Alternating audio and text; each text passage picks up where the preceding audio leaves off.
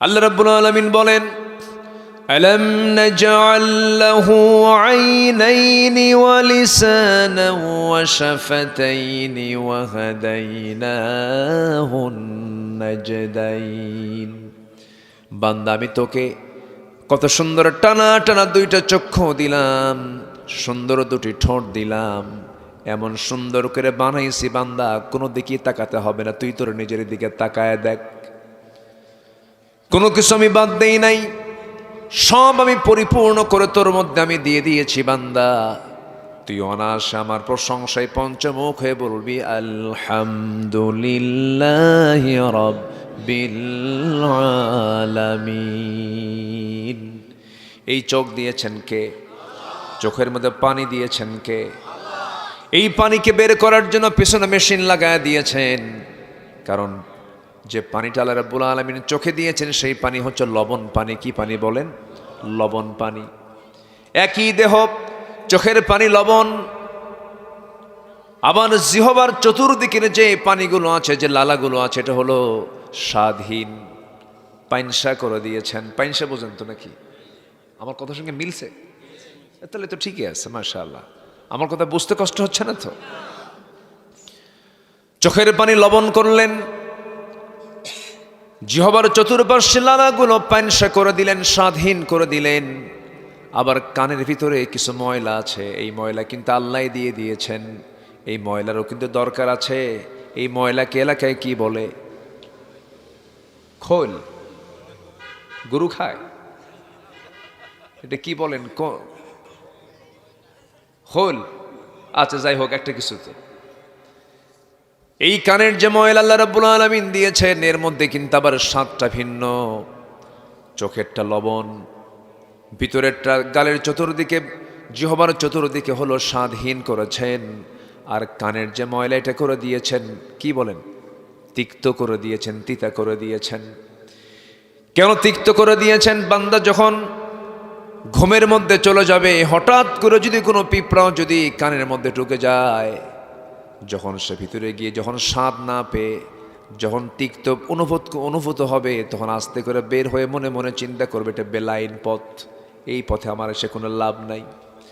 আল্লাহ শুধু কানটা বানায় দেন নাই, কানকে সিকিউর করার জন্য কানের মধ্যে আল্লাহ রাব্বুল আলামিন সুন্দর ব্যবস্থাপনা করে দিয়েছেন। যেরকম সুবহানাল্লাহ। চোখের পানিকে লবণ করলেন। 24 ঘন্টায় বান্দার চোখ থেকে প্রতিদিন 1 মিলিলিটার পানি চোখ থেকে বের হয়। চোখের পলক পরে প্রতি মিনিটে 15 থেকে 20 বার। বারবার ফিল্টারিং করে চোখের কোনো ময়লার সঙ্গে সঙ্গে বের করে দেয়। আল্লাহ রাব্বুল আলামিন বান্দার চোখের মধ্যে যে লবণ দিয়েছেন, 24 ঘন্টা বান্দার চোখ আল্লাহ রাব্বুল আলামিন জীবাণুমুক্ত রেখে দিয়েছেন। যেরকম সুবহানাল্লাহ। আমার আপনারা যত দেহের যত দিকগুলো আছে সব ঢাকনাওয়ালা, চামড়া দিয়ে প্যাকেট করা, শুধু চোখটা বাইরে আছে। এই চোখটা ভিজা থাকে। এই চোখটা আল্লাহ রাব্বুল আলামিন সংরক্ষণ করেছেন, অয়েন্টমেন্ট দিয়েছেন, 24 ঘন্টা মলম দিয়েছেন। বান্দা যখন ঘুমিয়ে পড়ে তখন কিন্তু চোখের পানি পড়া বন্ধ হয় না, সেই সময় মলমটা থেকেই যায়। বান্দা যখন ঘুম থেকে ওঠে তখন চোখের 2 কোণায় সাদা সাদা অংশ, এটাকে এলাকায় কি বলে? কেতুর। কি কয়? কেতুর। যদিও ঘৃণা লাগে, যদিও ঘৃণা ঘৃণা মনে হয়, কিন্তু ঘৃণার কিছু নয়। এটা হলো আমার আপনার চোখের অয়েন্টমেন্ট। চোখটা যেন নষ্ট না হয়। মার পেট থেকে যেদিন জন্ম নিয়েছে মৃত্যু পর্যন্ত এই চোখের সার্ভিসের জন্য সর্বক্ষণ মলম যিনি দিলেন তিনি বলেন, চিল্লায় বলেন কে? তাহলে চোখ বানায় দিয়েছেন কে? চোখ দিয়ে দেখে কে? সবই আল্লাহ না? অন্যের বইয়ের দিকে ছায়া থাকে আল্লাহ।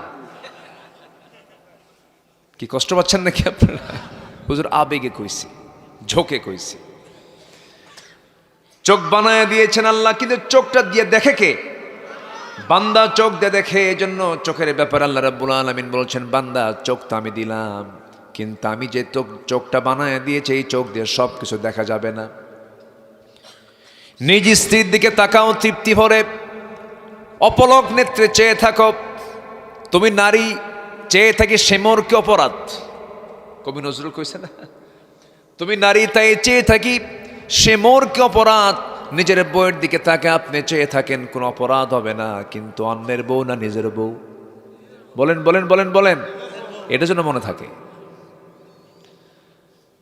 চোখের গুনাহ হয়ে যাবে, আল্লাহ চোখটা দিয়েছেন এবং চোখের নীতিমালা দিয়েছেন, কান দিয়েছেন কানের নীতিমালা দিয়েছেন, এরপর আল্লাহ রাব্বুল আলামিন জিহ্বা দিয়েছেন, জিহ্বার নীতিমালা দিয়েছেন। সব কথা বলা যাবে না, সব খাবার খাওয়া যাবে না, সব কিছু শোনা যাবে না, সব কিছু দেখা যাবে না, এই নীতিমালা দিয়েছেন তিনি আমার কে বলেন? আল্লাহ রাব্বুল আলামিন বলেন ইন্নাস সামআ ওয়াল বাসারা ওয়াল ফুআদা কুল্লু উলাইকা কানা আনহু মাসউলা। শ্রবণ শক্তি, দৃষ্টি শক্তি, অন্তর শক্তি সব একদিন জিজ্ঞাসিত হবে আল্লাহর কাছে। তুমি চোখ দিয়ে কি দেখেছো? ইয়ালামু খাইনাতাল আ'য়ুনি ওয়া মা তুখফিস সুদূর। তোমার চক্ষু কি খেয়ানত করে, তোমার অন্তরে তুমি কি গোপন চিন্তা মাথায় রেখেছো, কি চিন্তা তুমি তোমার হৃদয়ের মধ্যে লুকিয়ে রেখেছো তাও তিনি জানেন। অতএব আমার আল্লাহ সকল কিছুর খবর তিনি রাখেন। আল্লাহু আলিমুম বিদাতিস সুদূর। জোরে বলুন আল্লাহু আকবার। এই জন্য আল্লাহ রাব্বুল আলামিন বলছেন, বান্দারে সফল হওয়ার জন্য আগে তোমার বাহিরের দিকটা নয়, তোমার ভিতরের দিকটা আগে সুন্দর করতে হবে, শুদ্ধ করতে হবে। ভিতরটা তোমার ভেজাল করা যাবে না। সেই ভিতরটা হলো, আমি শুরুতেই যেটা বলছিলাম, সবার দেহের মধ্যে একটা গোশতের টুকরা আছে। এই নফসকে শুদ্ধ করতে হবে। আত্মশুদ্ধিতার জন্য আল্লাহ রাব্বুল আলামিন একাধিকবার বান্দাকে তাকিদ দিয়েছেন। আল্লাহ বলছেন কি, যারা পারেন ঠোঁট মিলিয়ে বলুন, قد أفلح من تزكى وذكر اسم ربه فصلى بل تؤثرون الحياة الدنيا والآخرة خير وأبقى إن هذا لفي الصحف الأولى صحف إبراهيم وموسى। সূরার নাম সূরাতুল আ'লা। সূরাতুল, আবার বলেন সূরাতুল, আবার বলুন আ'লা। সবার উপরে তিনি কে? সবার উপরে তিনি কে? আলা মানে উপর, আ'লা মানে সবার উপর, যার উপরে কেউ নাই। আমার উপর একটা ছাদ আমরা দেখতে পাই, সেই ছাদটার নাম হলো প্রথম আকাশ। এরকম একটা আকাশের উপরে আরো 6টা আকাশ, মোট কয়টা আকাশ হলো? আল্লাহ কি এক আকাশের মালিক না 7 আকাশের মালিক? কয় আকাশের মালিক? 7 আকাশের মালিক। 1 সমুদ্র না 7 সমুদ্র? 7 সামাওয়াত 7 আবহুর। 7 আকাশের মালিক, 7 সমুদ্রের মালিক মহান রব্বুল আলামিন। সেই মহান রবের তুমি তাসবিহ প্রকাশ করো। সাব্বিহ ইসমা রাব্বিকাল আ'লা। কোন রবের তুমি তাসবিহ প্রকাশ করবে? যে রব সবার উপরে সর্বোচ্চ, যিনি সেই সর্বোচ্চ মহান রবের তুমি তাসবিহ প্রকাশ করো। তাসবিহ প্রকাশটা হলো, এটা আমার আপনার দায়িত্ব, কারণ আমাকে যিনি বানিয়েছেন তিনি কে বলেন? আল্লাহ তাআলা।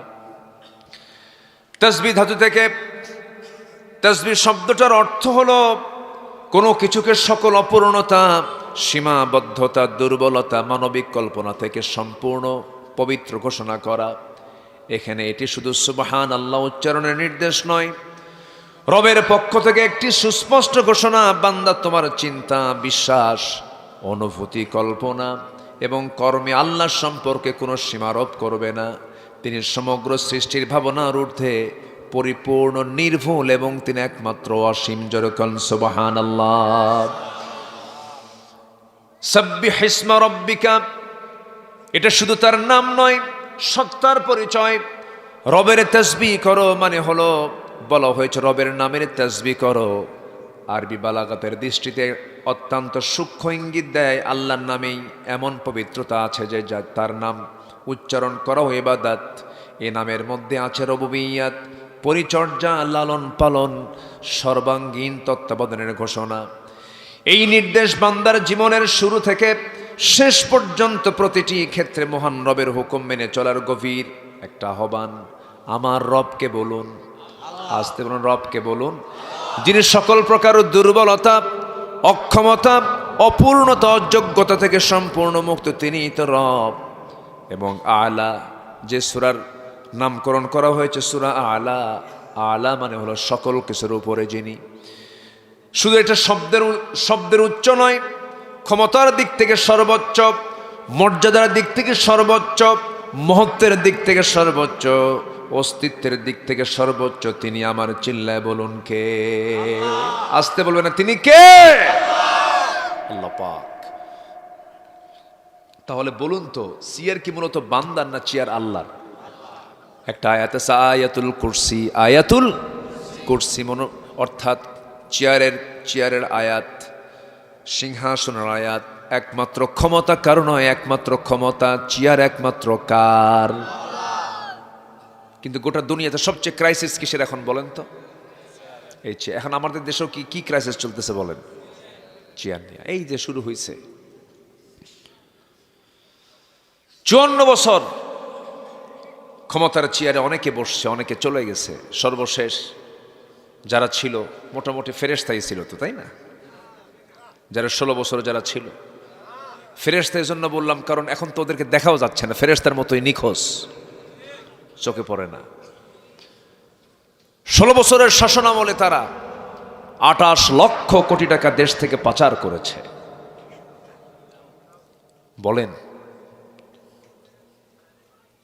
দেশ স্বাধীনতার পর থেকে নিয়ে আজ পর্যন্ত যত বৈদেশিক সাহায্য এসেছে এর 75% চলে গেছে হলো নেতাদের পকেটে অবৈধভাবে। আমরা এই সমস্ত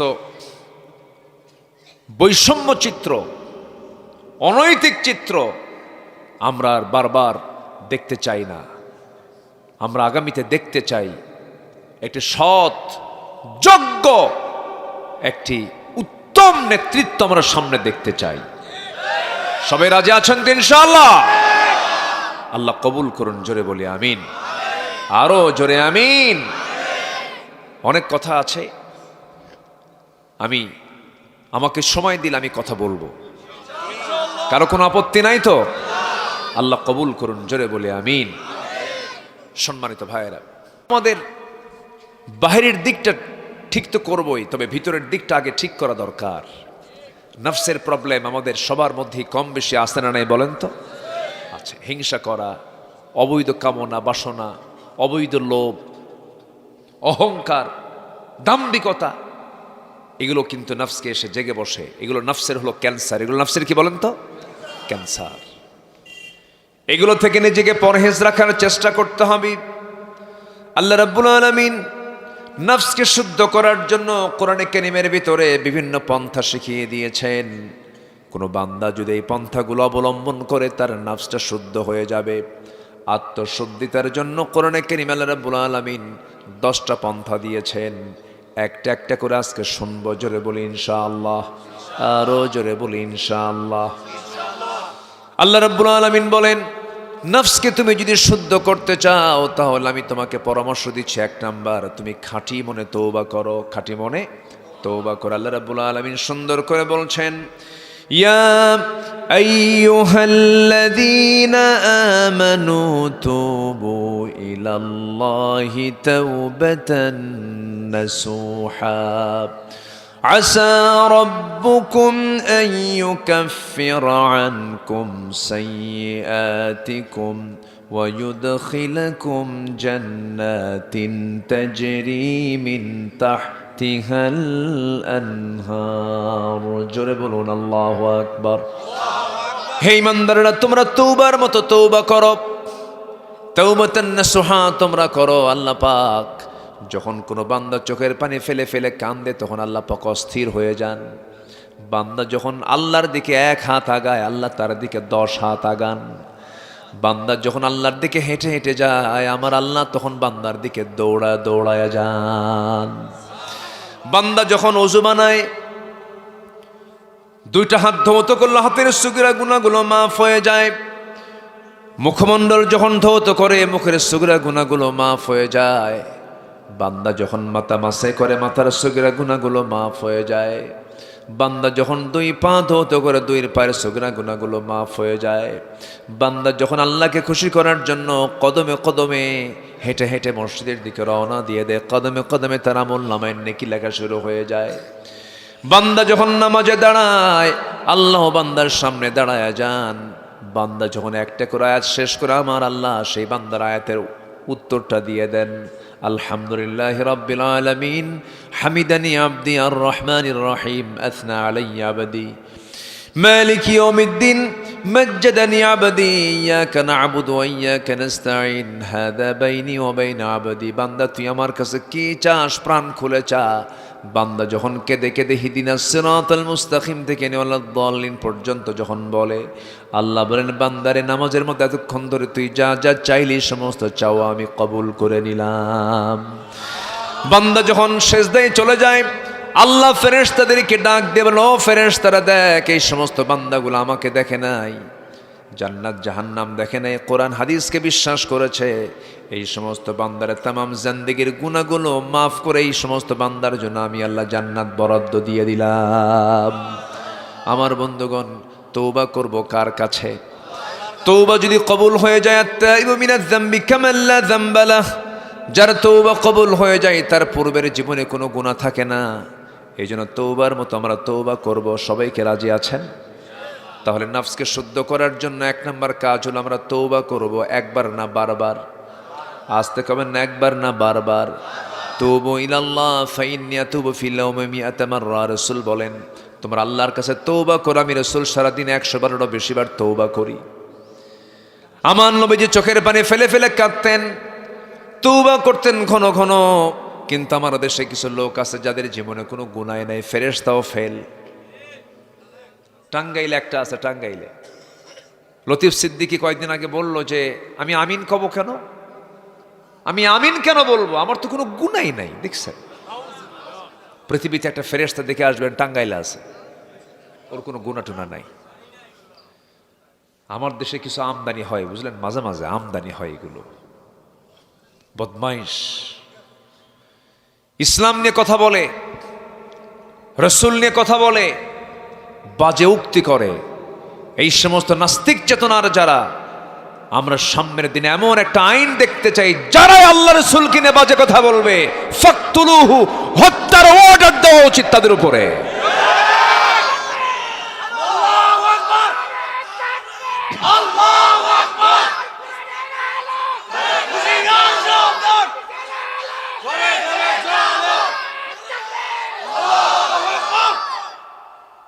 এমন একটা আইন আসুক, আপনারা চান না? সবাই চান না? আকাশটা কার? জমিনটা কার? এই আকাশের নিচে আর জমিনের উপর আল্লাহর বিরুদ্ধে কথা বলো, জিহ্বা টেনে ছেড়া দরকার। 54 বছর আমরা এমন আইন দেখতে পাইনি। আমরা আগামী সরকার আমরা দেখতে চাই নামাজের সরকার, ইসলামের সরকার, কোরআনের সরকার। দেখবেন আইন পাশ হয়ে গেছে। সব তো দেখলাম আমরা, দেখা কি কোনো কিছু বাদ আছে আমাদের? সব দেখা শেষ। আগামীর বাংলাদেশকে আমরা দেখতে চাই ইসলামের বাংলাদেশ। ইসলাম কারো না। ইসলাম কি কারো? কোন স্বামীর ইসলাম, কারো বাপের ইসলাম? আল্লাহর ইসলাম। এটা কার ইসলাম? আল্লাহর ইসলাম। রাগ করতেছেন মনে হয়। আমরা যখন এই লাইনে একটু আসি তখন কান খাড়া করে সবাই, হুজুর আবার এই দিকে আসে কেন? হুজুর একটু সহজ পথ দেখায় দিবে, যেন জান্নাতে যেন সহজে যেতে পারি। হুজুর এই জাতীয় কথা বলবে কেন? 16 বছর তো কথা বলতেই দেয়নি আমাদের। কথা থেমে রাখি নাই, বলছি, জেলও খাটছি, কথাও কইছি, কথা বলা বন্ধ রাখিনি, কথা বলেছি। সম্মানিত ভাইয়েরা, 16 বছরে এই মাহফিলে কত যে ডিস্টার্ব করেছে, কত যে অত্যাচার করেছে। মঞ্চে যখনই আসতাম দুই পাশে ডজন খানেক মশারু নেতা বসে থাকতো। সে মোষগুলো কি 2.5 ইঞ্চি মোটা হাইব্রিড জাতের মোষ, ঠোঁটটা কালো কুসকুসা, কি খায় বোঝেনি তো। চেহারার দিকে তাকালে মনে হয় দেখতে শয়তান ওই রকমই। এসে বসতো আর বলতো, হুজুর আকাশ নিয়ে কথা বলবেন আর কবর নিয়ে কথা বলবেন, দুনিয়া আমরা দেখে নেব। কি কথা কি বুঝতেছেন আপনারা? ওরা মদের দোকান দেবে, আমরা দোয়া করে আসব। ওরা আমাদেরকে দেখতে চায় সন্তান জন্ম নিলে আজান দেওয়া, বিয়ের সময় হলে বিয়ে পড়ায় দেওয়া, বনিবনাট না হলে তালাকের ব্যবস্থা করা, আর মরে গেলে জানাজা পড়া। ওরা আমাদেরকে এইরকম করে দেখতে চায়। এমন চিত্র আর বাংলাদেশে আসবে না। জোরে বলে ইনশাআল্লাহ। সম্মানিত ভাইয়েরা, আচ্ছা, আপনি হুন্ডায় নিমসার যেতে নিয়ে হুন্ডা অ্যাক্সিডেন্ট করেছেন, আপনার হাতের একটা হাড় ভেঙে গেছে, খুব ব্যথা হচ্ছে। ডাক্তার ওই জায়গায় হাত দিয়ে এটাকে সোজা করে দিচ্ছে। এখন যদি রুগী বলে, স্যার আমার তো হাত ভেঙে গেছে, স্যার দয়া করে সব জায়গায় আপনি চেষ্টা করেন, কিন্তু ওই হাড়ের কাছে আপনি হাত দিবেন না, ওর কি হাত ভালো হবে? তাহলে হাড় ঠিক করার জন্য, ভাঙ্গা ঠিক করার জন্য আগে হাত দিতে হবে কোথায়? ভাঙ্গায়। ভাঙ্গায় হাত দিলেই ভাঙ্গা কি হবে? ঠিক হবে। কোরআন নিয়ে বসেছি জাতিকে কিছু নসিহা করার জন্য, রুহের ট্রিটমেন্ট নেওয়ার জন্য আসছে মানুষ।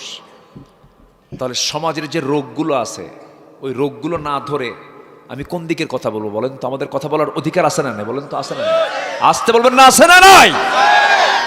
হাড় ভেঙে গেলে যেমন হাড়ের জায়গায় ঘুতা মাইরা সোজা করতে হয়, ঠিক তেমনি সমাজের মধ্যে যে জায়গায় সমস্যা রোগগুলো আছে, সেই জায়গায় নখ দিয়ে দিয়ে আমাদের কথা বলার অধিকার থাকতে পারে। আছে কিনা বলেন? আচ্ছা, আমার কথা বলবো, আমরা আমাদের বাপের কথা বলবো না, আমরা কোরআন থেকে কথা বলবো। কারণ সুদখোর সুদ খাইলে তো ও খুশি হবে না। জেনাকার জেনা করে, ও জেনার বিরুদ্ধে কথা বললে কি খুশি হবে?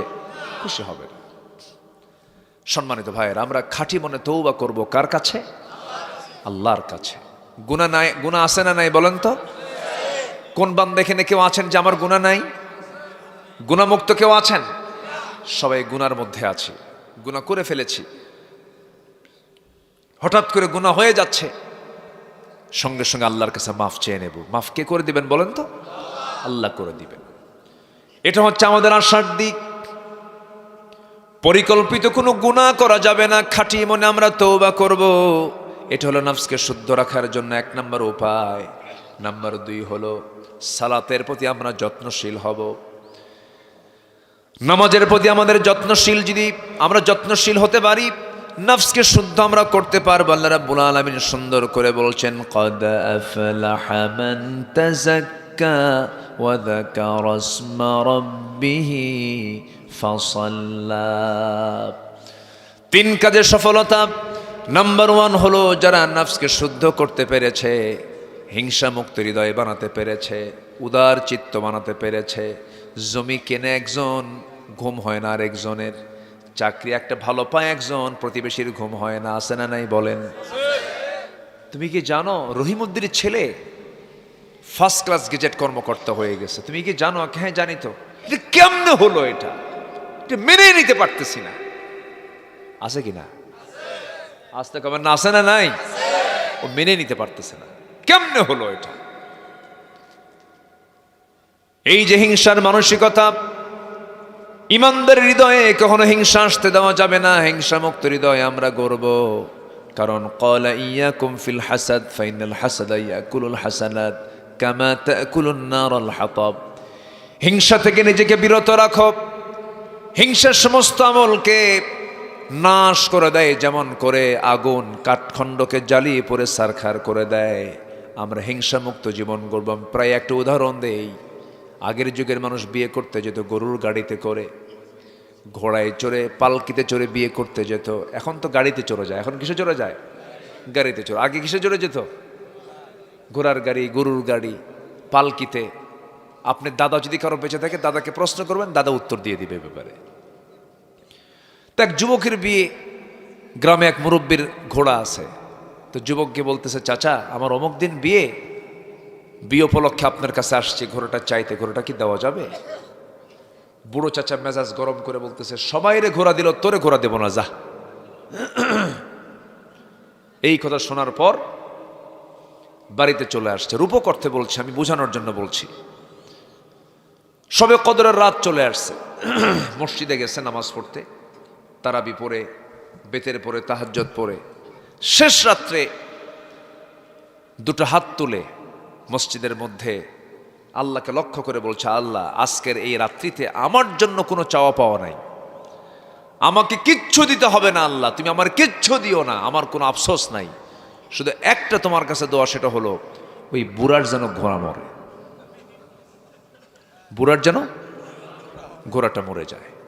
এই দোয়া করে চলে আসছে বাড়িতে। বাড়িতে আসার পরে মায়ের দিকে তাকায়, দেখে মার চোখে পানি। মা তুমি কান্দো কেন? বলে বাবা তোর গরু মরছে। কি মরছে? গরু মরেছে। তাহলে দোয়া কি কবুল হয় নাই? কবুল হয়েছে, কিন্তু মালাকুল মউত গেছে ঘোড়ার কাছে না গরুর কাছে? গরু কার? যে দোয়া করছে। হিংসা যে করে তার ক্ষতি হয়, হিংসা যার জন্য করা হয় আল্লাহ তাকে আরো উপরের দিকে উঠায় নেন। হিংসা করে কোনো লাভ নাই। আমরা অন্তরটাকে প্রশস্ত করব, দেখবেন আমি আপনি সুস্থ থাকতে পারবো। আলহামদুলিল্লাহ বলে। নফসকে শুদ্ধ করতে হবে, অবৈধ কামনা বাসনা হৃদয়ে লালন করা যাবে না। আল্লাহ রাব্বুল আলামিন বলছেন, নফসকে যারা শুদ্ধ করবে তারা সফল, এবং আল্লাহর নামের জিকির যারা করবে, নামাজ যারা পড়বে তারা সফল। নাম্বার 3 হলো নফসকে শুদ্ধ করার জন্য নাম্বার 3 কাজ হলো আল্লাহ রাব্বুল আলামিন আমার আপনার জন্য শুধু রমজান মাসের ফরজ রোজাই ফরজ করেন নাই, আরও কিছু রোজা যদিও ফরজ নয়, গুরুত্ব আছে না নাই? গুরুত্ব আছে। এই পৃথিবীতে যত ইবাদত আছে সমস্ত ইবাদতগুলো বাহ্যিকভাবে দেখা যায়, দান করলে দেখা যায়, নামাজ পড়লে দেখা যায়, যাকাত দিলে দেখা যায়, কিন্তু বান্দার এমন একটা ইবাদত আছে পৃথিবীর কোনো মানুষ কেউ দেখতে পাবে না, শুধু ওই বান্দা সে কি অবস্থায় আছে সম্পূর্ণ দেখতে পান তিনি। আমার চিল্লা বলুন কে? নামাজ বান্দা দেখতে পায়, দান সদকা বান্দার দেখা যায়, কিন্তু রোজা যে রেখেছে সে যে না খেয়ে আছে পৃথিবীর কেউ জানে না, একমাত্র জানেন কে? আল্লাহ বলছেন, বান্দারে আমি তোর জন্য রোজাকে ফরজ করেছি, রোজাতে ফরজ রোজা রাখবি, আরো মাঝে মাঝে রোজা রাখবি। আমার নবীজির সোমবার বৃহস্পতিবারের তিনি নফল রোজা বাদ দিতেন না, মাঝে মাঝে আমরা রোজাদার হব। রোজা রাখলে পরে অনেক নফসের যে সমস্ত গলতগুলো আছে সেগুলো ঠিক হয়ে যায়, মিথ্যা কথা বন্ধ হয়ে যায়, গীবত বন্ধ হয়ে যায়, বান্দার সঙ্গে মুআমালাত ঠিক হয়ে যায়। আল্লাহ রাব্বুল আলামিন নিজে বলেছেন সব ইবাদতের সবগুলো ফেরেশতা কর্তৃক লেখানো হয়, আর রোজাটার শুধু পুরস্কারটা আমি আল্লাহ নিজ হাতে আমি আমার বান্দাকে দিয়ে দেই। জোরে বলেন সুবহানাল্লাহ। মাঝে মাঝে আমরা রোজা রাখার চেষ্টা করব। যুবকরা, যৌবনটা আছে তোমার যৌবনকে তোমার কন্ট্রোল করার জন্য মাঝে মাঝে রোজার ব্যাপারে রাসূল বলেছেন রোজা রাখো, যৌবনকে কন্ট্রোল করো। আমার বন্ধুগণ, বিশেষ করে যুবকদেরকে বলবো, আজকের এই ফিতনার যুগে যৌবন টিকে রাখা সহজ না কঠিন? আজ থেকে টিকে রাখা সহজ না কঠিন? শুধু কঠিন না, বড় কঠিন, বড় কঠিন। স্মার্টফোনের এই দুনিয়ায়, ডিভাইসের এই দুনিয়ায়, অনলাইনের এই দুনিয়ায় একটা যুবকের চরিত্র ধ্বংস হওয়ার জন্য 10 ঘন্টা লাগবে না, এরপরে একদিন লাগবে না, 20 ঘন্টাও লাগবে না, 10টা মিনিট একটা যুবকের ঈমান ধ্বংস করার জন্য যথেষ্ট। তোমাকে কন্ট্রোল করতে হবে। ও যুবক, তোমার চোখের হেফাজত করতে হবে। সূরা ইউসুফ পড়বা, ঈমানকে বৃদ্ধির জন্য সূরা ইব্রাহিম পড়বা, চরিত্র সুন্দর করার জন্য সূরা ইউসুফ পড়বা। সময়গুলো তোমার ফ্রেন্ড সার্কেলগুলোকে ভালো বানানোর চেষ্টা করবা। তোমার যে ফ্রেন্ড সার্কেল থাকবে তারা যেন আল্লাহওয়ালা হয় সেই দিকটা খেয়াল রাখবা। একটা সার্কেল বানায় নিবে, ইসলামকে মেনে চলা যেন সহজ হয়ে যায়। খারাপ কিছু দেখা যাবে না, বিবাহ পূর্ব কোনো নোংরামি করা যাবে না, অবৈধ মেলামেশায় জড়ানো যাবে না, কোনো নেশার দিকে যাওয়া যাবে না, বাজে কোনো জিনিস দেখা যাবে না, পর্নোগ্রাফিতে আসক্ত হয়ে পড়বে তুমি। তোমার চোখের সামনে, চোখের সামনে, কপালের সামনের যে ফ্রন্টাল সেলগুলো নষ্ট হয়ে যাবে, যৌবন হারিয়ে ফেলবে। এই সমস্ত বিষয়গুলো আমি ফ্রিলি বলছি। কেন? অসংখ্য যুবক তারা আজকে মাদকাসক্ত হয়ে শেষ হয়ে যাচ্ছে, পর্ণাসক্তি হয়ে শেষ হয়ে যাচ্ছে। এই দিকে মনোযোগ দিও না, বিবাহ পূর্ব কোনো রিলেশন করতে যেও না। Messenger, imo, line, viber, whatsapp, instagram, Kurigram, এগুলো দরকার নাই, এগুলো বাদ দিয়ে দাও। নফসকে শুদ্ধ করার জন্য সর্বপ্রথম যে কাজটা হলো আল্লাহর জিকিরটা বাড়ায় দাও। জেনে রাখো, গোটা দুনিয়াতে যত তৃপ্তির কাজ আছে এর মধ্যে সবচেয়ে বড় তৃপ্তির কাজ হলো আল্লাহর নামের জিকির করা। জোরে বলেন সুবহানাল্লাহ। আল্লাহ রাব্বুল আলামিন বলেন, আলা বিযিকিরিল্লাহি তাতমাইন্নুল কুলুব। সাবধান, হৃদয়ের প্রশান্তির জন্য একটা আমল, সেটা হলো আল্লাহর জিকির করা। কার জিকির করা বলেন? আল্লাহর জিকির করা। ছোট্ট একটা ইতিহাস মনে পড়ে গেল আমার। ইসলামের 4 জন খলিফা, এর মধ্যে অন্যতম খলিফা হলেন 2 নম্বর খলিফা হচ্ছেন ওমর ফারুক রাদিয়াল্লাহু তাআলা। সবাই চিনেন তো নাকি? কয় নাম্বার খলিফা বলেন? 2 নম্বর খলিফা। বহুদিন আগে এক মাহফিলে বললাম, ওমর ফারুককে চিনেন কে? সামনে থেকে একটা ছেলে, ছোট্ট একটা ছেলে দাঁড়ায় বলল, আমি চিনি। কে? আমাদের বাড়ির দোতলায় ভাড়া থাকে। আমাদের বাড়ির দোতলায়। আমি তাকে বললাম, তুমি 100তে 100 পেয়েছো, তোমার বুদ্ধি যতটুকু উত্তরও ততটুকু, আমি কি শেষ করে দেব? না বলে বলে কিছু লোক চাচ্ছেন যে আমি এতক্ষণ কিছু বলিনি, কি আমি কি শেষ করে দেব? চালাবো আলোচনা। আর দয়া করে কেউ নড়বেন না, আমাকে একটু সুযোগ দেন, আমাকে একটু বলা। আপনি যখন চলে যাবেন আমি আলোচনা হারিয়ে ফেলবো, তো একটু বসেন। কত সময় এদিক সেদিক চলে যায়। বিড়ির আসরে বসে ঘন্টার পরে ঘন্টা একটা সাল্লি, একটা ফুরালি, আরেকটা লাগায়। চার দোকানে বসলে একটার পর আরেকটা চা, তারপর আরেকটা চা লাগায় যাচ্ছে, চলে যাচ্ছে। চৌমোহনীতে, চৌরাস্তার মোড়ে 4 দোকানের চায়ের আড্ডায় বসে কত সময় চলে যায়। এই জায়গায় বসলে কি লস? আস্তে লস, লস। এই কোরআন এই বসে থাকার কারণে একদিন সুপারিশও করতে পারে। জোরে বলি সুবহানাল্লাহ। একটু মনোযোগ দিয়ে আমরা কথাগুলো শুনি। আমার বন্ধুগণ, 2 নম্বর খলিফার নাম কি বলেন? ওমর ফারুক রাদিয়াল্লাহু তাআলা আনহু। জিকিরটা কাকে বলে, আল্লাহর স্মরণটা কাকে বলে একটু বলি, মনোযোগ দিয়ে শুনবেন। অর্ধ দুনিয়ার শাসনকর্তা ওমর ফারুক রাদিয়াল্লাহু তাআলা আনহু, তিনি সারা জীবন একটা দোয়া করেছেন, আল্লাহ তুমি আমাকে শহীদে মওত দান করো। নবীর শহরে মৃত্যু দিয়া দিবা, শহীদে মওত দান করবে তুমি, আল্লাহ আমাকে। আল্লাহুম্মা রযুকনি শাহাদাতান ফি সাবিলিক ওয়াজআল মাউতি ফি বালাদি রাসূলিক। সারা জীবন তিনি দোয়াটা করেছেন, আল্লাহ রাব্বুল আলামিন তার দোয়াটা কবুল করলেন। মদিনায় তিনি মারা গেলেন, নামাজরত অবস্থায় তিনি নামাজে দাঁড়ায় গেছেন। এমন সময় একজন আততায়ী এসে, আবু লুলু মাজুসি নামক এক অগ্নি উপাসক এসে ফজরের 2 রাকাত নামাজ শুরু করেছেন। প্রথম রাকাতটা পড়েছেন, দ্বিতীয় রাকাতে যখন তিনি রুকুতে যখন চলে যাবেন, আবু লুলু মাজুসি করল কি, বিষাক্ত একটা চাকু তার পেটের মধ্যে গেঁথে দিল, ঢুকায়া দিল। সাইড দিয়ে যখন ঢুকায়া দিয়েছে, সেই সময় তিনি তেমনটা অতটুকু রক্তাক্ত হন নাই, ওই অবস্থায় তিনি দাঁড়ালেন। এরপরে আবু লুলু করল কি, আবার চাকুটা বের করে তলপেটে আরেকটা আঘাত হানায় দিয়েছে।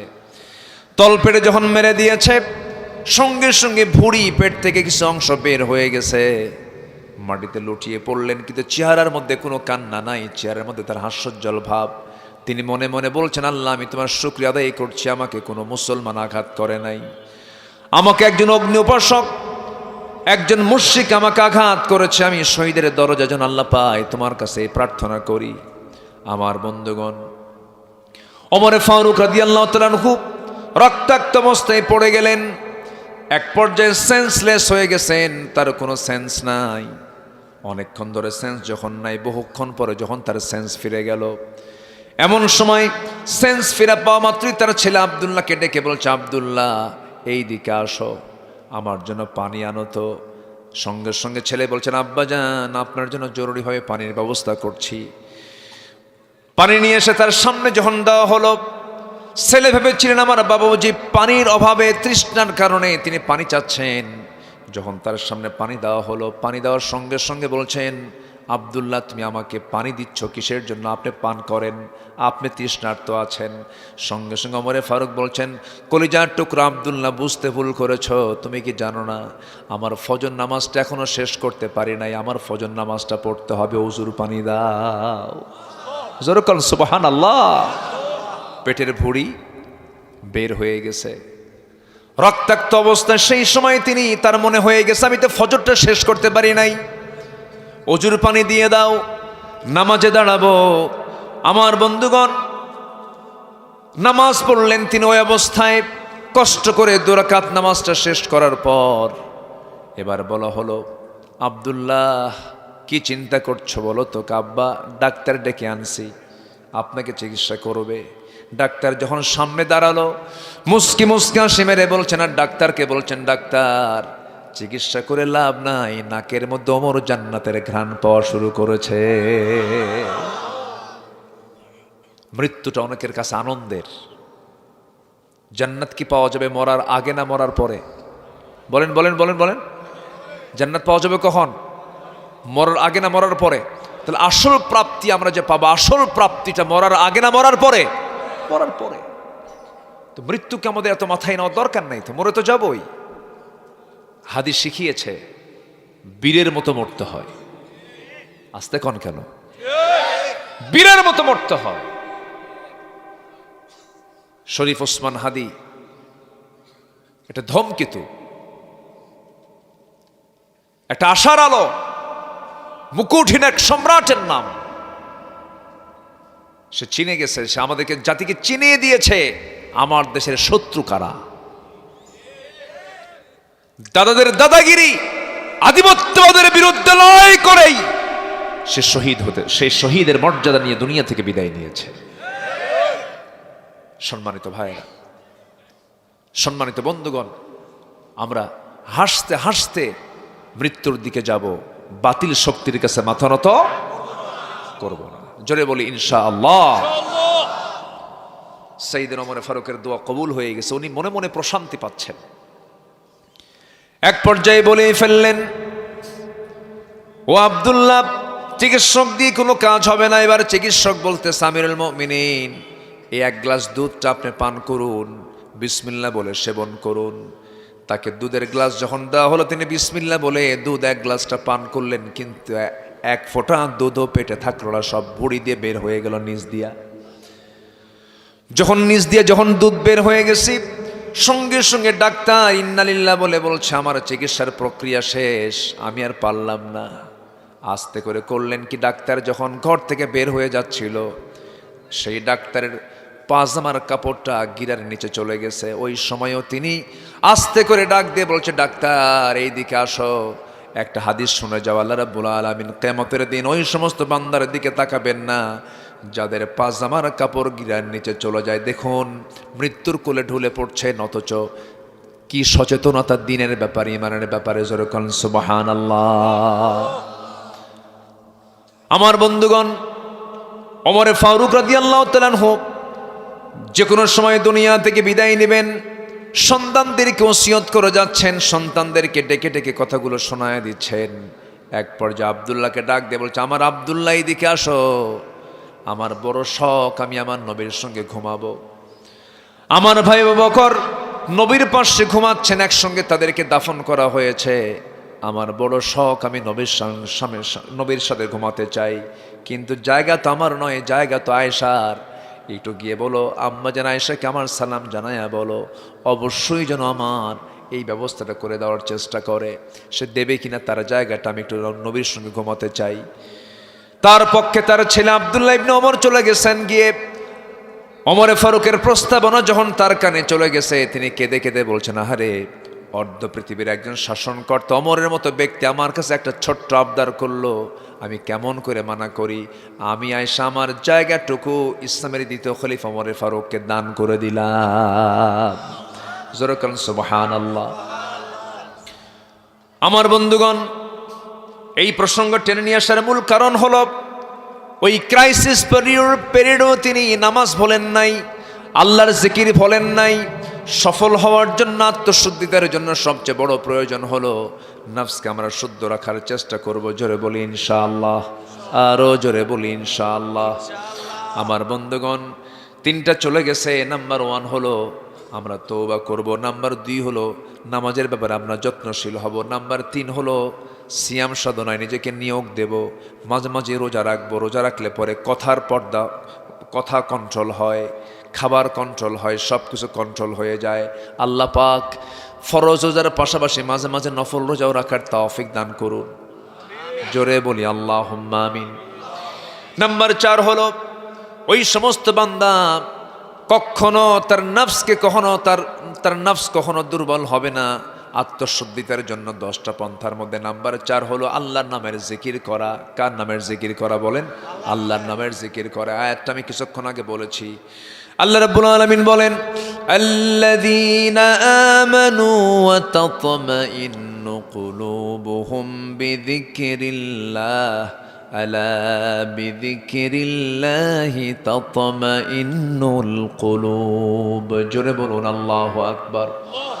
সূরাতুর রা'দ আয়াত নাম্বার 28 আল্লাহ রাব্বুল আলামিন বলেন, মনের তৃপ্তির জন্য, মনের প্রশান্তির জন্য আল্লাহর জিকিরের বিকল্প কোনো পথে পৃথিবীতে কোথাও কোনো শান্তি নাই। আমার বন্ধুগণ, আল্লাহর জিকিরটা করব আমরা এক সময় না সব সময়, এক সময় না সব সময়। আমার প্রাণটা কার হাতে? আসতে বলবেন না, কার হাতে? অতএব জিকির করব কার বলেন? নামাজ পড়ার দরকার আছে না নাই? কয় ওয়াক্ত নামাজ? আসতে বলবেন না, কয় ওয়াক্ত নামাজ? সবাইকে পড়তে রাজি আছেন? কারা কারা পড়বেন একটা হাত তুলে দেখান তো দেখি।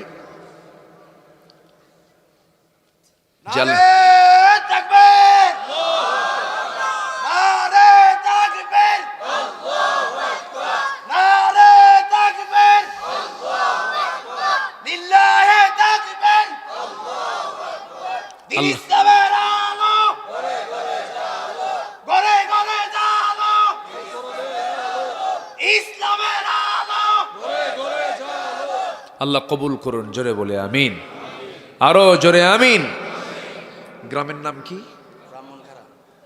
ব্রাহ্মণ আবার খাড়া হয়ে থাকে? কই ব্রাহ্মণ কই? এখানে তো সব আমরা মুসলমানই তো আছি। আছে কিছু ব্রাহ্মণ ভাই, কিছু আছে হিন্দু ভাইরা আছে। জি, হিন্দু ভাইরা তো অবশ্যই আমরা তাদেরকে খুব আপন মনে করি। আমরা সকল ধর্মকেই আমরা কখনো কটাক্ষ করতে জানি না। সব ধর্মই যারা পালন করছেন তাদেরকে নিয়ে আমাদের কোনো নেগেটিভিটি নেই। কিন্তু মুসলমানের দায়িত্ব হচ্ছে ইসলাম ছাড়া অন্য কোনো ধর্মের কোনো চুল পরিমাণ প্রশ্ন যাবে না। এটা হচ্ছে সবচাইতে বড় চ্যালেঞ্জ। হ্যাঁ, তাদের ধর্ম ভালো, তারা পালন করুক, কিন্তু ওই ধর্মের এটা ভালো, এটা ভালো এত ব্যাখ্যা দেওয়ার দরকার নেই। পৃথিবীতে দিন একটাই, কোরআনের দৃষ্টিতে তার নাম হচ্ছে ইসলাম। তার নাম কি? ইসলাম ছাড়া যা আছে সব কোরআনের ভাষায় হলো বাতিল। সব কি? বাতিল। সোজা কথা। ইন্নাদ-দীনা ইনদাল্লাহিল ইসলাম। হিন্দু ভাইরা আমার দেশে খুবই নিরাপদ, অনেক নিরাপদ তারা। আমরা তাদেরকে সম্মান করতে শিখেছি। তারা ব্যবসা করেন, তারা চাকরি করেন। এমনকি আমার দেশের প্রধান বিচারপতিও ছিল একজন হিন্দু, ছিল না? এসকে সিনহা। এরকম বহু হিন্দু ভাইরা আছেন, কোনো সমস্যা নাই। কিন্তু একটা মহল ইসলামকে নেগেটিভভাবে উপস্থাপন করে ইসলামের মুখোমুখি বানিয়ে দেয় তাদেরকে। ইসলাম যেখানে প্রতিষ্ঠা পাবে সবচাইতে বেশি নিরাপত্তা পাবে হলো অন্য ধর্মের লোকেরা। ইসলাম তাই শিক্ষা দিয়েছে। আচ্ছা, আমি এই কথা বলতাম না, এই গ্রামের নাম নীতি নেই, এই কথাগুলো ওই দূর পর্যন্ত চলে গেছে। সম্মানিত ভাইয়েরা, নাম্বার 5 হলো আত্মশুদ্ধিতার জন্য, নফসকে শুদ্ধ করার জন্য বেশি করে কি তেলাওয়াত করা বলে? আসতে বলে কি তেলাওয়াত করা? কোরআনকে তেলাওয়াত করব আমরা। কম না বেশি? গান শুনবো?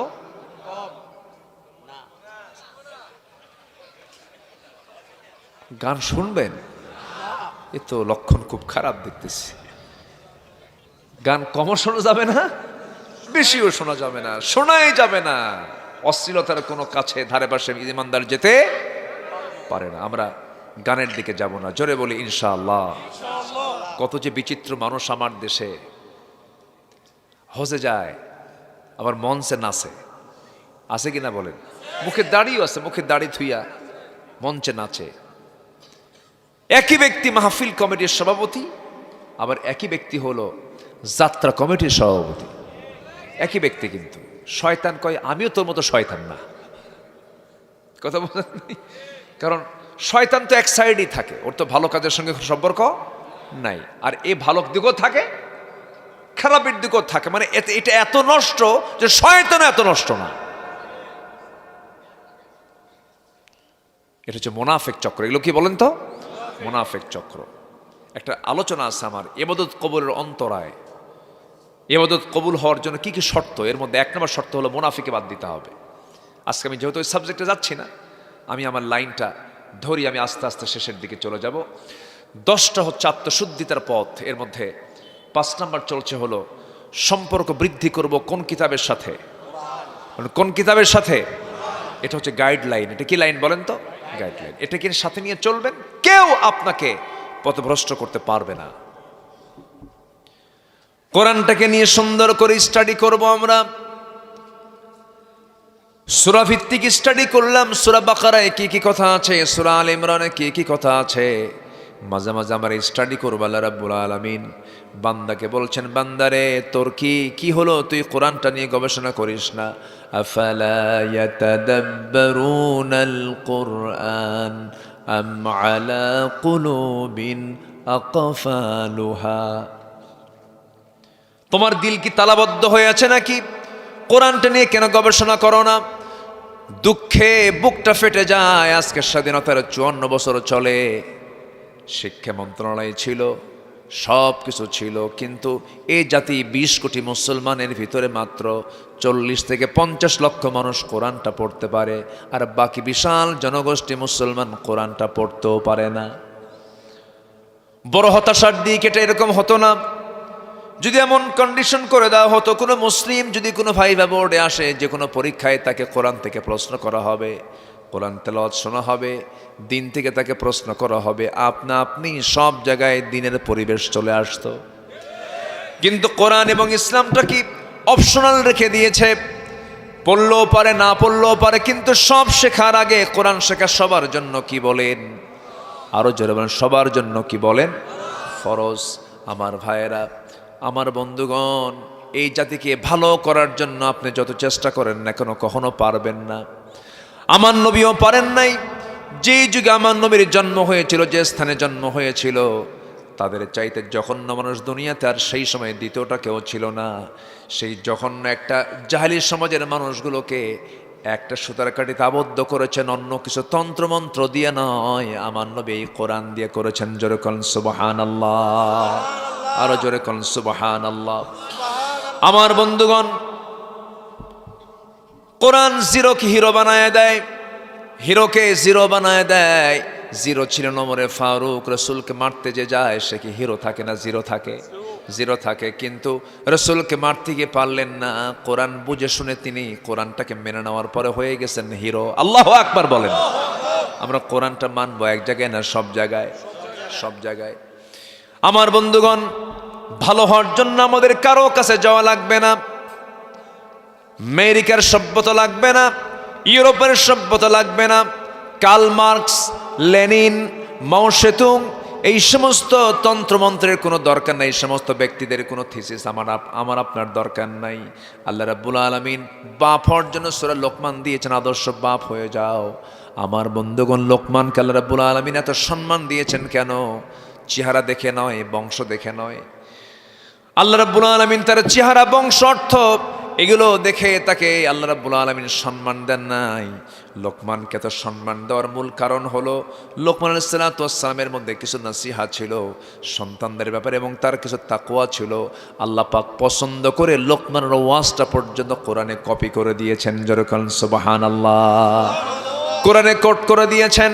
অতএব আমাদের ভালো হওয়ার জন্য দূরে যেতে হবে না, কোরআনের লোকমানের মতো বাপ হও, কোরআনের দাউদের মতো পরিশ্রমী হও, মারিয়ামের মতো ধৈর্যশীল হও, রহিমার মতো প্রতিভক্তা হও, আয়েশার মতো শিক্ষিত হও, খাদিজার মতো নভিভক্ত হও, সুলাইমানের মতো ন্যায়বান শাসক হও, মুসার মতো সাহসী দায়ী হও যে ফেরাউনকে মোকাবেলা করেছে, নুহের মতো ধৈর্যশীল দায়ী হও।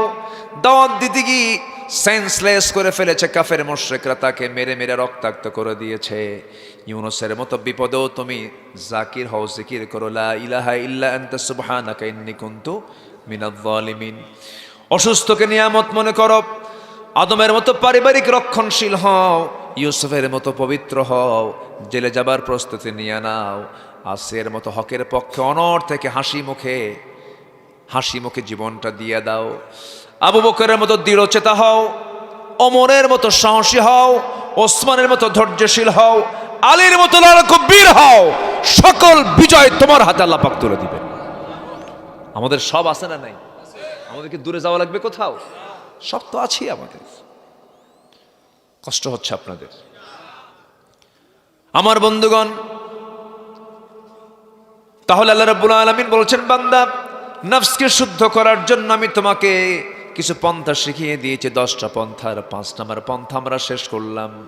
কোরআনকে আমরা সম্পর্ক কম রাখবো না বেশি রাখবো? বলেন, কোরআনের সঙ্গে সম্পর্ক আমরা বাড়ায় দেব। নাম্বার, আর কোরআনটা পড়লে পরে এটাই বড় জিকির হয়ে যায়, এটাই বড় জিকির আর নয়। আফদল যিকরি তিলাওয়াতুল কোরআন। নাম্বার 6 হলো সেজদায় পড়ে বেশি বেশি চোখের পানি ফেলে ফেলে কান্দা। আমার বন্ধুগণ, পৃথিবীতে কান্নার জায়গা কিন্তু দ্বিতীয়টা কোথাও নাই। একমাত্র জায়গা হলো কার জায়গায় কাঁদবো আমরা? কার কাছে কাঁদবো আমরা? আল্লাহর কাছে কাঁদবো। পৃথিবীর কোনো মানুষ আমাকে কান্নার মূল্য দিতে পারবে না, কিন্তু আল্লাহ তাআলা আমাকে কান্নার মূল্য দিবেন 16 আনা। আমার বন্ধুগণ, যদি কোনো বান্দার চোখের এক ফোঁটা পানি যদি আল্লাহর ভয়ে বের হয়, 7 সমুদ্র দিয়ে জাহান্নাম নিভবে না, কিন্তু বান্দার এক ফোঁটা চোখের পানি দিয়া জাহান্নাম নিভে যাবে। আমার ভাইয়েরা, একটু কান লাগান, মনোযোগ দিয়ে কতগুলো শোনেন। আল্লাহ রাব্বুল আলামিন বলেন, ইয়াখিরুনা লিল আযকানি ইয়াবকুন ওয়া ইয়াজিদুহুম খুশুআ ওয়াল্লাযীনা ইয়াবিতুনা লিরাব্বিহিম সুজদান ওয়া কিয়ামা والذين يقولون ربنا اصرف عنا عذاب جهنم إن عذابها كان غراما إنها ساءت مستقرا ومقاما। রাত যখন গভীর হয়ে যাবে, সময় ঘুমের সাগরে হাবুডুবু খাবে, কিন্তু আল্লাহ তাআলা আমাকে আপনাকে মাফ করার জন্য তিনি প্রথম আকাশে চলে আসেন। ফিস সামাঈদ দুনিয়া আলা মিন মুস্তাগফিরিন ফাগফির লাহ। কোন ক্ষমা প্রার্থী আছে আমার কাছে ক্ষমা চাবে, আমি তাকে ক্ষমা করে দেব। কোন ক্ষমা প্রার্থী আছে আমার কাছে ক্ষমা চাবে, আমি তাকে ক্ষমা করে দেব। আমার আল্লাহ তাআলা প্রথম আকাশে এসে এরকম করে আমার কাছে বলেন। আমার বন্ধুগণ, সেই সময় যদি বান্দা সেজদায় পড়ে একটু কাঁদতে পারে, এই চোখের পানি তাকে জান্নাতের দরজা পর্যন্ত পৌঁছায় দেবে। জোরে বলেন সুবহানাল্লাহ। আমার ভাইয়েরা, নাম্বার 7 হলো হালাল রিজিক উপার্জন করলে পরে আমরা আমাদের নফসকে শুদ্ধ করতে পারবো।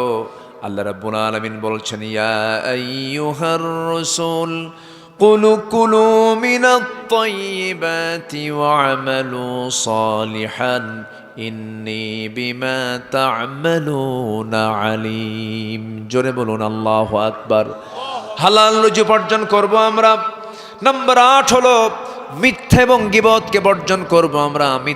মিথ্যাচারের সঙ্গে থাকবো না, গীবতের ধারে পাশ যাব না। ওয়ালা তাজাসসু ওয়ালা ইয়াগতাব বা'দুকুম বা'দা আইয়ুহিব্বু আহাদুকুম আন ইয়াকুলা লাহমা আখিহি মাইতান ফাকারিহতুমুহু ওয়াত্তাকুল্লাহা ইন্নাল্লাহা তাওয়াবুর রহিম। জোরে বলুন আল্লাহু আকবার। আমার বন্ধুগণ, গীবত আমলকে নষ্ট করে দেয়, মিথ্যা সাক্ষ্য আমলকে নষ্ট করে দেয়। মিথ্যাচার করলে পরে তার সমস্ত আমলগুলো বিনষ্ট হয়ে যায়। এই সমস্ত কাজের পিছনে আমরা সময়কে নষ্ট করব না। জোরে বলি ইনশাআল্লাহ। নাম্বার 9 হলো অহংকার যারা করবে, এবং আত্মগরিমা যদি কেউ করে তার নফস ভেজাল হয়ে যাবে। নফসকে শুদ্ধ করার জন্য আত্মগরিমা বর্জন করব, আমরা অহংকার বর্জন করব। আমার দেশ, আমার বাপের দেশ, আমার বাপ স্বাধীন করছে, কি কয় না এগুলো? কয় নাই? বলছে কিনা? বলছে কিনা? বলেন, বলছে কিনা? এগুলো কি বিনয়ের কথা না অহংকারের কথা? বিনয় না অহংকার মাটির সঙ্গে মিশায়া দিয়েছেন কে? আল্লাহ। মানুষের সম্মান নিয়ে যারা সিনেমিনি খেলবে, আল্লাহ তাকে বেইজ্জত করে ছাড়বেন। আল্লাহ তাআলা পরস্পর তিনটা জিনিসকে হারাম করেছেন, মালুহু ওয়া দামুহু ওয়া আরদুহু। পরস্পরের মাল, অন্যের মাল আপনি দখল করতে যাবেন, এটা হারাম। অন্যের জীবন, অন্যের সম্মান। আল্লামা সাঈদীকে কি করেনি বলেন তো? ওনার প্রত্যেকটা কথা আল্লাহ পাক সবগুলো কথা অক্ষরে অক্ষরে বাস্তবায়ন করে দিয়েছেন। সোজা গিয়ে মামুবাড়ি দিল্লি গিয়ে পড়ে আছে, এটা আল্লামা সাঈদ এই দোয়া করেছিলেন। আসতে কোন কেন, ঠিক কিনা? আল্লাহ আছে না নাই? আল্লাহ ছাড় দেন, ছেড়ে দেন না, ধরে ফেলেন। এই জন্য আমরা কোনো অহংকার কখনো প্রদর্শন করব না, অহংকারের ধারে পাশে যাব না। জোরে বলি ইনশাআল্লাহ। ফেরাউন কি করেছিল? আনা রাব্বুকুমুল আলা, মুসা আমি সবচাইতে বড় রব। আল্লাহকে তোর আমি পানিতে চুবায় মারবো, থাম। মানেন নাই? মারছে কিনা বলেন, মারছে কিনা? নমরুদকে ন্যাংরা মশা দিয়ে বিদায় করেছেন। কি মশা দিয়া? ন্যাংরা মশা। মশাকে আমরা খাটো চোখে দেখি, কিন্তু এই মশার সাথে অনেক কিছুর সম্পর্ক আছে। আচ্ছা, মশা আমাকে ভয় পায় না আমি মশাকে ভয় পাই? হ্যাঁ বলেন, কে কে ভয় পায়? আমি ভয় পাই। মশারি টাঙায় কে? মশা। মশারি টাঙাই আমরা কার ভয়ে? আমরা কি শক্তিশালী দেখেন।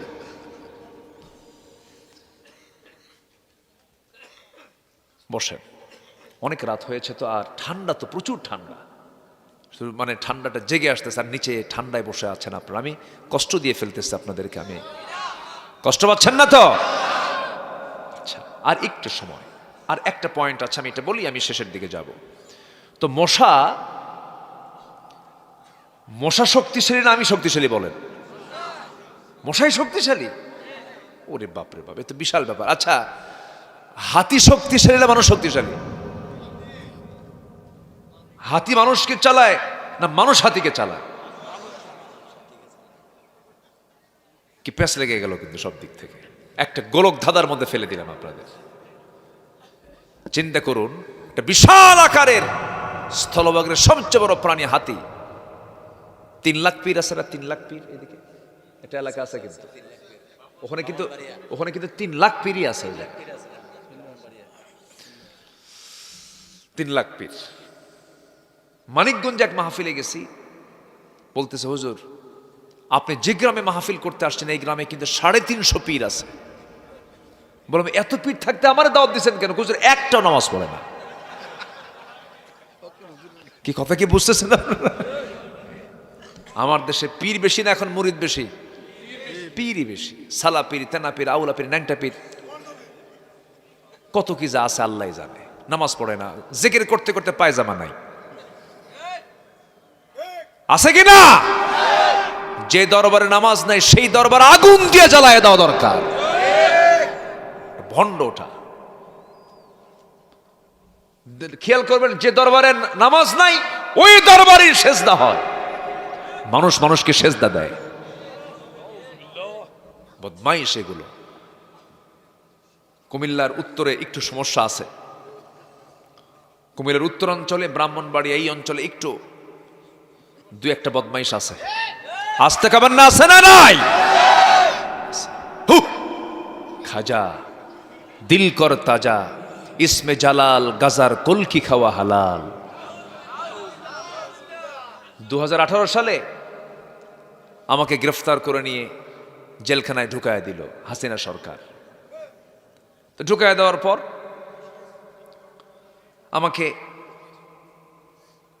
আমি ঢুকার পর এই মাসখানেক পরে দেখি এক বুড়ো চাচা, দাড়ি চুল সাদা, লাল টকটকা মোষ, জেলখানায় ঢুকলো। বললাম চাচা আপনি এই বুড়া বয়সে জেলখানায় কেন? বাবা প্রশাসনের মাথা খারাপ। কেন?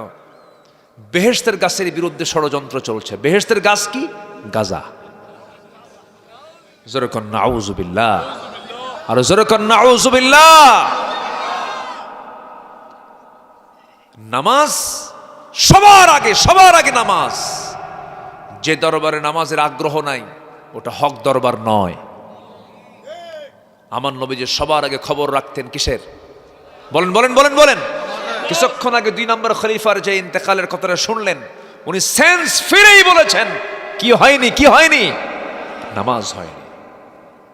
নামাজের খবরটা আগে নিতে হবে। পরিবারে নামাজ, সমাজে নামাজ, সব জায়গায়, অফিসে নামাজ।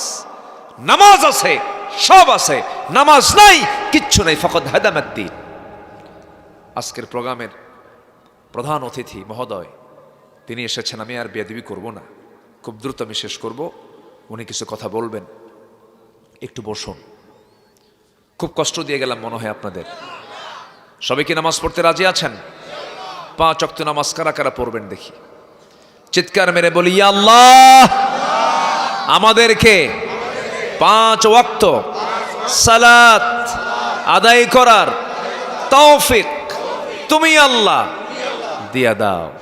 জোরে বলি আমিন, আরো জোরে আমিন। হাত নামান। মশার কথা বলছিলাম, মনে আছে মশার কথা? আল্লাহ মশার কথা কিন্তু কোরআনও কইছে, বলে নাই? বলেছে। কোথায় বলেছেন? ইন্নাল্লাহা লা ইস্তাহি আন ইয়াদরিবা মাসালাম মা বাউদাতান ফামা ফাওকাহা। আল্লাহ পাক মশার উদাহরণ দিয়েছেন, কিন্তু এই মশা আজকে কত গবেষণায় কত কি বের হয়েছে দেখেন। আমরা যখন রাতের বেলা ঘুমাতে যাই, শীতের রাত, কোথাও কোনো দিকে আমরা দেখি না মশা আছে। লাইট দিয়েও দেখতেছে কোথাও মশা নাই। শুধুমাত্র আপনি ঘুমে পড়েছেন অথবা লাইটটা বন্ধ করে আপনি বিছানায় মাথা রেখেছেন, পিঠ রেখেছেন, নাকের কাছে কানের কাছে এসে সারেগামা পাদানিসা আছে কিনা বলেন তো? অন্ধকার আপনাকে দেখলো কেমনে? ওর চোখ কোথায়? বিজ্ঞান বলছে 75 ফুট দূর থেকে ও টের পায় যে এখানে কোন সলির মধ্যে শুয়ে আছে। আল্লাহু আকবার বলা যাবে না? ছোট্ট প্রাণী, ওর মধ্যে কি আল্লাহ পাক শক্তি রেখে দিয়েছেন। আর যে ভন ভন করে যে গান, যে আওয়াজটা হয়, এটা কিন্তু তার কণ্ঠের না, এটা হচ্ছে তার পাখার আওয়াজ। বিজ্ঞান বলছে মশা তার পাখা যে ঝাপটান মানে প্রতি সেকেন্ডে 400 থেকে 500 বার। মশার গায়ে যে মেশিনটা আল্লাহ পাক সেট করেছেন, এমন জাতীয় মেশিন আজ পর্যন্ত পৃথিবী থেকে আবিষ্কার করতে পারে না যা মশার গায়ে আছে। আল্লাহ পাক মশার কথা এমনি বলেননি তো। নমরুদকে বিদায় করছেন কি কিসের কামড় খাওয়ায়া? মশার কামড় খাওয়ায়া। এই মশাকে রিসার্চ করে আজকে এই যে ডিফেন্স ড্রোন ক্যামেরা, এগুলো সব মশার চোখকে রিসার্চ করে এগুলো আবিষ্কার হয়েছে। ওর রোবোটিক সিস্টেম চোখ, ওর চতুর্দিকে দেখেও আপনি ধরে মারতে পারেন? ও তো আগেই দৌড় মারে, এটি এমনি মারে? ওর চোখ আছে, চতুর্দিকে মুভিং আয়, চতুর্দিকে ঘোরে, সব দেখে সে। ও যখন আমার আপনার দেহে যখন মশা নেওয়ার জন্য যখন সে আমার দেহে পড়ে, ওর সিস্টেমই আলাদা। এটা অপারেশন তো। ব্লাড এই শরীর থেকে বের করা কি ছোটখাটো অপারেশন? অনেক সূক্ষ্ম অপারেশন। সে তার যে সুরটা দিয়ে যে ঢুকায়, যে সুরটা, এই সুরের মধ্যে আছে 6টা অংশ আছে। একটা সুরের মধ্যে 6টা অংশ। প্রথম 2 অংশ দিয়া আমার আপনার চামড়ায় পড়ে, সে আগে চামড়াটা ফেড়ে ফেলে, পরের দ্বিতীয় অংশ 2টা অংশ দিয়ে সে কি করে? ব্লাড ভেসেল খুঁজে খুঁজে বের করে।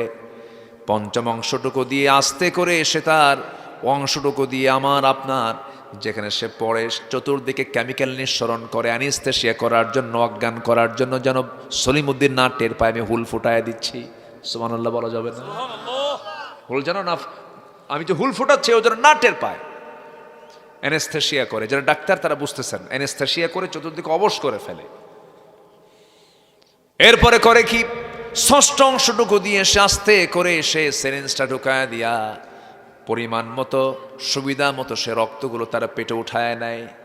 যদি স্মার্ট মশা হয় টের পায় না, আস্তে করে চলে যায়। 15 মিনিট পরে জ্বলে, অ্যানেস্থেশিয়ার মেয়াদ শেষ, এই মশা কামড় মেরে চলে গেছে। কিন্তু কিছু মশা আছে ছেঁচড়া মশা, আগের সরকারের মতো, ঠিক কিনা কোন? ছেঁচড়া মশা এমন খাওয়া ধরে আর সারেই না, ওখানে শীত হয়ে পড়ে। ঠিক কিনা বলেন? সম্মানিত ভাইয়েরা, এই মশার এই সুরকে রিসার্চ করে, যেটাতে হুল ফুটায়, এটাকে রিসার্চ করে মসকিউটো ইন্সপায়ার্ড নিডলস তৈরি হয়েছে, সিরিঞ্জ তৈরি হয়েছে, আধুনিক অনেক কিছু তৈরি হয়েছে এই সমস্ত প্রাণীকে রিসার্চ করে। আল্লাহু আকবার বলেন। সম্মানিত ভাইয়েরা, কথার তো কোনো থা নাই। আমরা নফসকে শুদ্ধ করার জন্য আজকে আল্লাহর কোরআনে কারীমের 10টা পন্থা শিখিয়ে দাও, 10টা পন্থা আমরা শিখছিলাম। 9 নম্বর, অহংকার বর্জন করব, আত্মগরিমা বর্জন করব, নফস ঠিক হয়ে যাবে। একদিন ওমরে ফারুক রাদিয়াল্লাহু তার সামনে একজন তাকে বলতেছে খলিফাতুল মুসলিমিন, উনি শুনলেন, শোনা মাত্রই করলেন কি? খলিফা বলেছেন, উনি সামনে থেকেই লাফ মেরে গিয়ে বালুর মধ্যে তিনি শুয়ে পড়লেন, গড়াগড়ি দিলেন, গোটাকে ধুলা মলিন করলেন, আর বললেন, ওমর তোমার অহংকার হয়ে গেছে, ওমর তোমার অহংকার হয়ে গেছে। গোটা শরীরটা ধুলায় মলিন করে তিনি নিজেকে ছোট্ট বান্দা মনে করে বারবার আল্লাহর কাছে মাফ চাচ্ছেন, আল্লাহ তুমি আমারে মাফ করে দিও, আল্লাহ তুমি আমাকে মাফ করে দিও, আমার ভিতরে যেন আত্মগরিমা না আসে। আমার বন্ধুগণ, নফসকে শুদ্ধ করার জন্য সর্বক্ষণ আমরা চেষ্টা চালাবো। সর্বশেষ হলো নাম্বার 10 হলো তাকওয়া অর্জন করলে পরে নফসটা শুদ্ধ হয়ে যাবে। তাকওয়াটা কি? সকল প্রকার হারাম থেকে বেঁচে থাকা, সর্বাবস্থায় আমার আপনার ভয় করা। কাকে ভয় করা বলেন? আল্লাহকে ভয় করা। ওমরে ফারুকের শাসনামলে রাষ্ট্রের তরফ থেকে তিনি একটা শিশি, তিনি মিশকাম্বর আতর পেলেন। মিশকাম্বর আতর নিয়ে তিনি বাড়িতে আসলেন, একার জন্য নয়। এই আতরের মধ্যে 5টা ভাগ হবে, প্রতিবেশী সহ 5টা ভাগ হবে। এই 5টা ভাগ করবে কে? সেই শিশিটা নিয়ে এসে স্ত্রীর হাতে দিয়ে বলছেন, স্ত্রী আমার, এই মিশকাম্বর সুগন্ধি আতরটা 5 ভাগে ভাগ করব আমরা। 4 ভাগ প্রতিবেশীকে দেবার, 1 ভাগ আমরা নেব, এটাকে ভাগ করো। স্ত্রী হাতে যখন হস্তান্তর করেছেন, কিছুক্ষণ পর বলছে, স্ত্রী আমি তোমাকে আতর ভাগ করতে দেব না, তুমি আমাকে দাও। ওই আতর, ওই মিশকাম্বরটা নিয়ে তিনি প্রতিবেশীর হাতে দিলেন, সমান 5টা ভাগ করে তিনি একটা ভাগ নিয়ে সেই স্ত্রীর হাতে দিয়ে বলছেন, স্ত্রী আমি তোমাকে খুব ভালোবাসি, আমি তোমাকে ট্রাস্ট করি, বিশ্বাস করি, আমি তোমাকে সন্দেহ করি নাই, কিন্তু আমি তোমাকে কেন ভাগ করতে দিলাম না? তুমি যখন আতর ভাগ করতে যাবে, কিছু আতর তোমার হাতে লেগে যাবে, গায়ে লেগে যাবে, এতটুকুন আতর আমাদের অংশে বেশি আসুক, আমরা সুবিধা ভোগ করে এটা চাই নাই মনে করে আমি আতর ভাগের দায়িত্ব, মিশকাম্বরের দায়িত্ব আমি অন্যের কাঁধে চাপাইয়া দিয়েছি। যেরকম সুবহানাল্লাহ। এই সুবিধাটা অন্য কেউ ভোগ করুক, আমাদের সুবিধা ভোগ করার দরকার নেই। এটার নাম হচ্ছে তাকওয়া। আসুন না আমরা এই গুণগুলো আমরা অর্জন করার চেষ্টা করি। আল্লাহ রাব্বুল আলামিন সেই তৌফিক সবাইকে দান করুন। আমি এই আশাবাদ কামনা করছি এবং কথা না বাড়িয়ে আমার পাশে মেহমান বসে আছেন, উনি কথা বলবেন, আমি শেষ করে দিচ্ছি। সবাই দোয়া করবেন না আমার জন্য?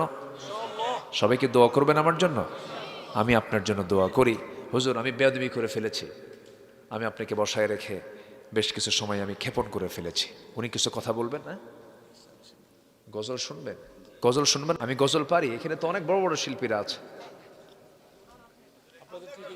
জি, আমরা একটু জিকির করি, লা ইলাহা, আরো জোরে, লা ইলাহা ইল্লাল্লাহ সুবহানাল্লাহ আলহামদুলিল্লাহ লা ইলাহা, আরো জোরে, লা ইলাহা, লা ইলাহা ইল্লাল্লাহ মুহাম্মাদুর রাসূলুল্লাহ সাল্লাল্লাহু, আমাদের প্রিয় নবী মুহাম্মদ সাল্লাল্লাহু আলাইহি ওয়াসাল্লাম, তাকে নিয়ে এটা নাত আমি বলার চেষ্টা করছি। এরপরে আমি হুজুরের কাছে আমি হস্তান্তর করব ইনশাআল্লাহ, মাইক দিয়ে দেব, আর বেয়াদবি করতে চাচ্ছি না। সে কোন বন্ধু বলো বেশি বিশ্বস্ত, সে কোন বন্ধু বলো বেশি বিশ্বস্ত, কার কাছে মন খুলে দেয়া যায়, কার কাছে সব কথা বলা যায়, হওয়া যায় বেশি আশ্বস্ত, তার নাম আহমদ বড় বিশ্বস্ত, আহমদ বড় বিশ্বস্ত, যে জন কখনো ব্যথা দিতে জানে না, যে জন কেবলি মুছে দেয় বেদনা। রসুল কি কখনো কষ্ট দিয়েছেন? যে জন কখনো ব্যথা দিতে জানে না, যে জন কেবলি মুছে দেয় বেদনা, হৃদয়ের হাহাকার আপন করে নিতে আর কার বুক এত প্রশস্ত, তার নাম আহমদ বড় বিশ্বস্ত। মহানবী বলে তারে কেউ বা ডাকে, আমি ডাকি প্রিয়তম, সে আমার ধ্যান ভালোবাসা প্রেম মধুময় মনোহর স্বপ্ন সম, যে জন করুণার অনুপম উপমা, যার মতো দরদি কোথাও আর মিলে না, জীবনের আঙিনায় আবাদ করে দিতে আর কার বুক এত প্রশস্ত, তার নাম আহমদ বড় বিশ্বস্ত, আহমদ বড় বিশ্বস্ত, আহমদ বড় বিশ্বস্ত।